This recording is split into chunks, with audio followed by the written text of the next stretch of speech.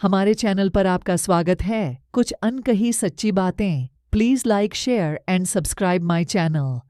आज का हमारा विषय है शकुंतला और दुष्यंत की प्रेम कथा। शकुंतला एक सुंदर युवती थी।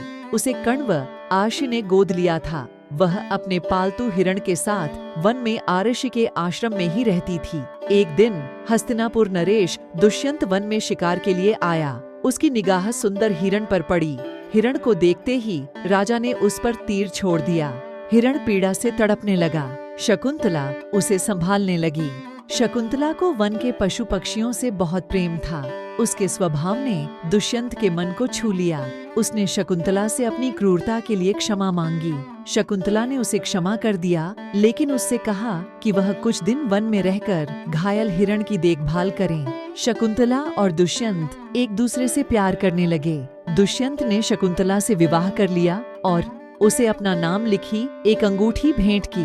कुछ दिनों बाद राजा अपने राज्य लौट गया, लेकिन शकुंतला को उसने वचन दिया कि वह जल्द ही लौट कर आएगा और अपने साथ शकुंतला को भी ले जाएगा। एक दिन दुर्वासा आर्षि शकुंतला के आश्रम में आए। उन्होंने द्वार से ही बार बार पानी मांगा, लेकिन अपने पति के बारे में सोचने में मग्न शकुंतला ने उन पर ध्यान नहीं दिया। दुर्वासा ने बहुत अपमान महसूस किया। वह बहुत क्रोधित हुए। उसने तुरंत शकुंतला को श्राप दे दिया कि वह जिसके बारे में सोच रही है वही उसे भूल जाएगा। जब शकुंतला ने यह श्राप सुना तो वह भयभीत हो गई। वह दुर्वासा से क्षमा मांगने लगी। आर्षि ने कहा कि वे अपने श्राप वापस नहीं ले सकते, लेकिन उसमें कुछ बदलाव जरूर कर सकते हैं। इतना कहकर वे बोले कि जब वह उसकी दी हुई कोई भेंट उसे दिखाएगी तो उसे सब याद आ जाएगा। श्राप के असर से दुष्यंत शकुंतला को भूल गया। शकुंतला वन में उसकी प्रतीक्षा करती रही। कुछ दिनों प्रतीक्षा करने के बाद शकुंतला ने राजधानी जाकर अपने पति से मिलने का निर्णय किया। रास्ते में शकुंतला को एक नदी पार करनी पड़ी। दुष्यंत की दी हुई अंगूठी उसमें गिर गई। एक मछली ने उस अंगूठी को निगल लिया। जब शकुंतला राजमहल पहुंची तो राजा ने उसे नहीं पहचाना। दुष्यंत ने शकुंतला से अपनी पहचान साबित करने को कहा। शकुंतला तो उसकी दी हुई अंगूठी खो चुकी थी। रोते रोते उसने राजा को वन में अपने साथ बिताए दिनों की याद दिलाने का प्रयास किया, लेकिन राजा को कुछ भी याद नहीं आया।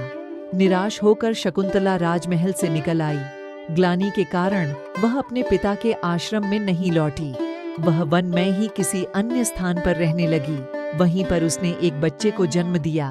बच्चे का नाम उसने भारत रखा। भारत बहुत वीर बालक था। वह वन में पशु पक्षियों के साथ खेल कूद कर बड़ा होने लगा। एक दिन एक मछुआरा एक अंगूठी लेकर राजमहल आया। उसने राजा को बताया कि उसे वह अंगूठी एक मछली के पेट में से मिली है। अंगूठी पर राजा का नाम लिखा देखकर वह उसे राजा के पास ले आया था। जब राजा ने वह अंगूठी देखी तो दुर्वासा आर्षि का श्राप मुक्त हो गया। राजा को शकुंतला की याद आ गई। वह तुरंत शकुंतला को लेने वन की ओर चल दिया, लेकिन वह उसे वन में नहीं मिली। निराश होकर वह राजमहल लौट आया। कुछ और वर्ष बीत गए। राजा एक बार फिर उसी वन में शिकार करने गया। इस बार उसे वन में एक सुंदर बालक मिला जो शेर के बच्चे के साथ खेल रहा था। वह निडर बालक उस शावक का मुंह खोलकर कह रहा था, अरे वनराज, अपना मुंह थोड़ा और खोलो, मुझे तुम्हारे दांत गिनने हैं। राजा उस बालक के पास गया और उसके माता पिता के बारे में पूछने लगा।